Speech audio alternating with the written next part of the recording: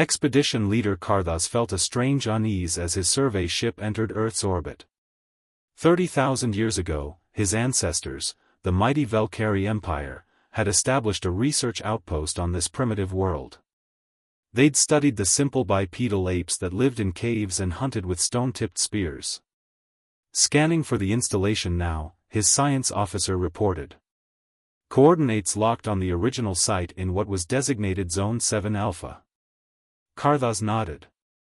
The base had been built to last 1,000,000 years, constructed from quantum-locked materials that could withstand anything short of a supernova. It should still be there, perfectly preserved. The scan results appeared on his display. His 3 hearts stopped. Nothing. Not even debris. Scan again, he ordered, voice tight. Check for subsurface structures. Quantum signatures. Anything. The science officer's membranes paled. Sir, there's nothing. Not a single molecule of Valkyrie material. It's as if the base never existed. Impossible. That facility was indestructible. Expand the search. Check the entire planet. As the sensors swept across Earth, Karthas noticed something else disturbing.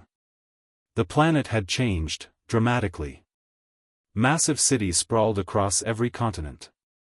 Satellites filled the orbital space. Energy signatures indicated advanced fusion reactors, quantum computers, and technologies that made his scanning equipment look primitive. Sir, the communications officer interrupted, we're being hailed. The signal is, it's using old Valkyrie protocols. Perfect syntax. A human appeared on screen, a woman in a sleek uniform, smiling pleasantly. She spoke in flawless Valkyrie. Welcome back, Expedition Leader Karthas. We've been expecting you. I'm Dr. Sarah Chen, Director of the Xenoarchaeological Institute. Karthas's translator struggled with the implications. You speak our language? Of course. We found your base about 28,000 years ago.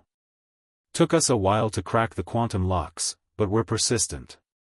Her smile widened. Your archives were fascinating. We learned so much. Where is our installation? Karthas demanded. Oh, we dismantled it. Carefully, of course, every component catalogued and studied. Your quantum-locked materials were particularly interesting. They inspired our current generation of starship hulls. She gestured off-screen. We've preserved the important artifacts in our museum. You're welcome to visit. You dismantled a Valkyrie military-grade installation? Well, yes. It took about 3,000 years of technological development before we had the tools, but, she paused, noticing his expression. Are you all right? You look distressed. Karthas stared at the primitive apes his ancestors had documented. The creatures that had been banging rocks together. They'd not only found the base, they'd reverse-engineered Valkyrie technology, surpassed it, and casually dismantled what his empire considered indestructible. How? He whispered. Dr. Chen's expression turned curious. How did we advance so quickly? I suppose the same way any species does, curiosity, determination, and a stubborn refusal to accept limitations. She tilted her head. Your ancestors' notes were quite condescending, actually. They called us, potentially sentient with a question mark. That was, motivating. But 30,000 years is a long time for a species that holds grudges, she finished. Don't worry, we're not angry. Actually, we're grateful. Your base gave us a head start. We've been waiting to thank you in person. Her smile turned slightly predatory. We have so many questions about your current technology. Perhaps we could arrange a cultural exchange? Karthas looked at his tactical officer, who was frantically analyzing Earth's defensive capabilities. The officer's face had turned an unhealthy shade of gray. Sir, the officer whispered, they have weapons that could vaporize our entire fleet. Multiple redundant systems.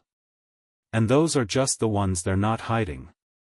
Dr. Chen waited patiently, still smiling.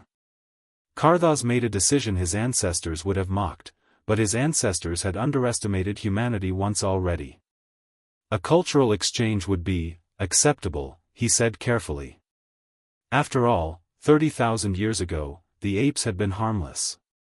Now they were something else entirely.